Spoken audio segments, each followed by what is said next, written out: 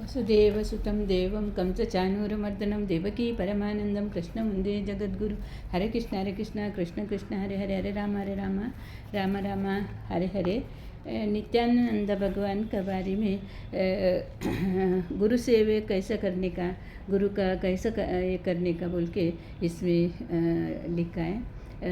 और ये वज्रेश्वरी का नित्यानंद मंदिर है, गणेशपुरी है। और उधर बहुत अच्छा, उधर सब लोग बहुत अपना बहुत भक्त लोग जाते, फिर उधर कुछ भी मांग के जाएगा तो उधर उसका काम हो जाता है। और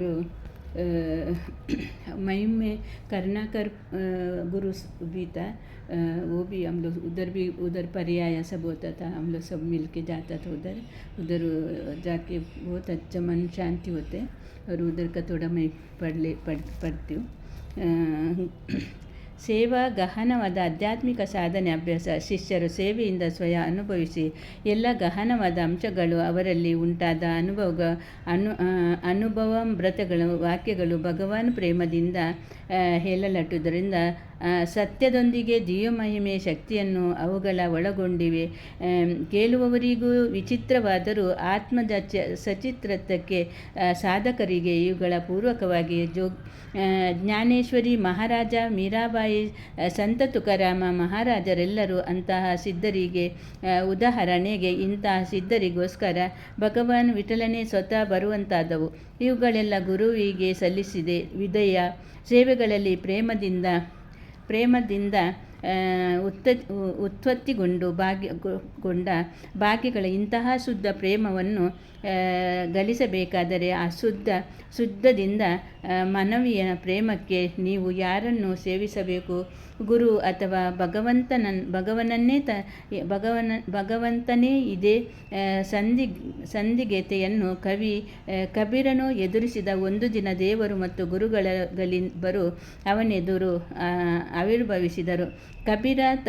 ಕಬೀರ ತಳಮಳಗೊಂಡ ಸಂದಿಗ್ಧತೆಯಲ್ಲಿ ಮೊದಲು ಯಾರನ್ನು ಗೌರವಿಸಬೇಕು, ತನಗೆ ಗುರುವನ್ನು ಅಥವಾ ದೇವರನ್ನು, ಯಾವ ಆಚರಣೆಯನ್ನು ಅನುಸರಿಸಬೇಕು?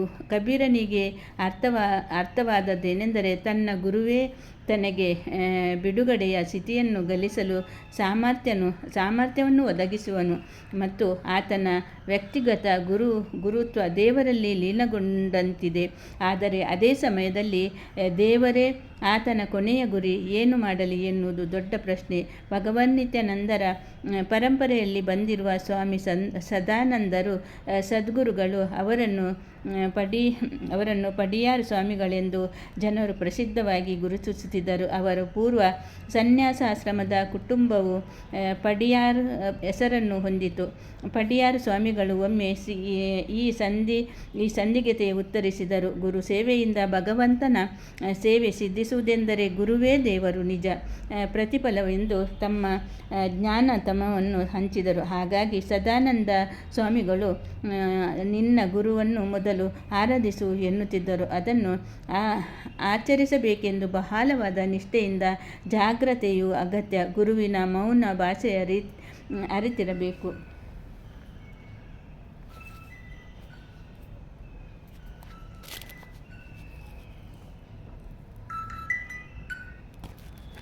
ಹಲೋ, ಹರೇ ಕೃಷ್ಣ. ಪನ್ಲೇದೆ ಒಂಚೂರು ಬಿಜಿಲ್ಲ ಬೊಕ್ಕ ಮಲ್ಪೊಡೆ. ಓಕೆ.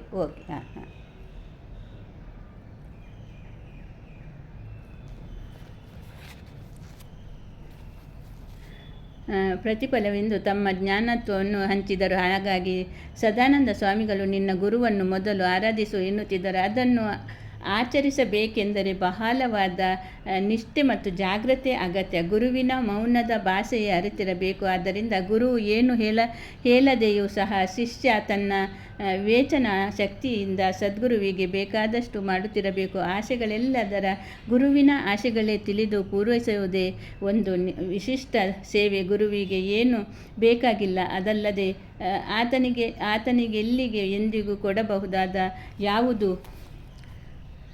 ಯಾವುದೂ ನಿನ್ನಲ್ಲಿ ಇಲ್ಲ. ನಿಮ್ಮ ಗುರುಸೇವೆ ಉದ್ದೇಶವು ಭಕ್ತಿಯನ್ನು ಬೆಳೆಸುವುದಕ್ಕಾಗಿಯೇ ಮತ್ತು ಶರಣಾಗಿ ನಿರ್ಬಂಧಿಸಿದವಾದ ಪ್ರೇಮ ಮತ್ತು ಹೃದಯದೊಳಗಿನ ಸುಖದ ಉದ್ದೀಪನಕ್ಕಾಗಿ ನಿವೇದನವು ನಿಮ್ಮ ಸುಖ ಮತ್ತು ಆಧ್ಯಾತ್ಮಿಕ ಬಲಕ್ಕಾಗಿ ಮಾಡುತ್ತಿರುವ ಈ ಗುರುವಿನ ಪ್ರೇಮವು ನಿನ್ನ ಆತನಿಗೆ ಸೇವೆ ಸಲ್ಲಿಸಿದ್ದರಿಂದ ಅಥವಾ ಸಲ್ಲಿಸದಿರುವುದರಿಂದಲೂ ಬದಲಾಗುವುದಿಲ್ಲ. ಆತ ಯಾವಾಗಲೂ ತನ್ನ ಶಿಷ್ಯರೊಂದಿಗೆ ಪ್ರೇಮದ ಸಂತುಷ್ಟನಾಗಿರುತ್ತಾನೆ. ಆತ ಸಾಗರದಂತೆ ಎಂದಿಗೂ ನಿಮಗೆ ಲಭ್ಯ. ನೀವು ತೆಗೆದುಕೊಳ್ಳುವ ಯಾವುದೇ ನಿರ್ಧಾರಾತ್ಮಕ ಭಾವನೆಗಳಿಂದ ಆತ ಅತೀತನಾಗಿರುವನು. ಆತ ದರ್ಪಣದಂತೆ ಯಾವ ಥರದ ಭಾವ ಅಥವಾ ಸ್ವಭಾವ, ಉದ್ದೇಶ, ಭಾವನೆಗಳು, ಉದ್ರೇಕಗಳಿಂದ ನೀವು ಗುರುವನ್ನು ತಲುಪಿದರೂ ಕೂಡ ಅದು ಅದೇ ತೆರನಾಗಿ ನಿಮ್ಮ ಪ್ರತಿಫಲಗೊಳ್ಳುವುದು. ಇದು ಸ್ವಯಂ ಆಗಿ ಸಂಭವಿಸುವುದು ಹೇಗೆಂದರೆ, ನೀವು ನಿಜಕ್ಕೂ ಎಲ್ಲಿರುವಿರೆಂದರೆ ನೋಡುವಿರಿ. ಗುರುವು ದೊರಕುವನು, ಆದರೂ ಆತ ತಲುಪಲಡ್ಡಬಹುದಾದ್ದರಿಂದ ಅತೀತ ಕೇವಲ ನಿಮ್ಮ ಶುದ್ಧ ಪ್ರೇಮ ಒಂದೇ ಗುರುವನ್ನು ವಿಕ್ರಮಗೊಳಿಸುವುದು. ಸಂಕ್ರಮಣಪಥ ಬಳಿಕ ವಿಸ್ಮಯದಂತೆ ನೀವೇ ಕಂಡುಕೊಳ್ಳುವಿರಿ. ಆತ ಬೇರಾವ ಅಲ್ಲ, ನಿಮ್ಮದೇ ಸ್ವತಂತ್ರ, ಎಲ್ಲರೂ ಹೃದಯಸ್ಥಾನವಾದ ಪರಮಾತ್ಮ ಭಗವಾನ್ ನಿತ್ಯಾನಂದರಿಗೆ ಸೇವೆ ಸಲ್ಲಿಸುವಿಕೆ ಎಂದಾಗ ಅವರ ದೃಢತೆಯ ತತ್ವವೆಂದರೆ ಆತನಿಗಾಗಿ ಸಮರ್ಪಿಸಿಕೊಳ್ಳುವುದು, ಆತನಿಗಾಗಿ ಇರುವುದು. ವರ್ತಮಾನದಲ್ಲಿ ಇರುವುದೆಂದರೆ ಕೇವಲ ಪ್ರಜ್ಞೆಯಿಂದಿರುವುದು. ವರ್ಷಗಳಿಂದಿನಂತೆ ನಾವು ಇರುವಿಕೆಯ ಕಲೆಯನ್ನು ಕಲಿತುಕೊಳ್ಳುವುದು. ಎಷ್ಟು ಜನರು ತಾವು ಮೇಲೂರುತ್ತಿರುವಾಗಲಿ ಸುಲಿಸುತ್ತಿರುವಾಗಲಿ ಕುರಿತು ಪ್ರಜ್ಞೆಯಿಂದಿರುವುದಾಗಲಿ ನಮ್ಮ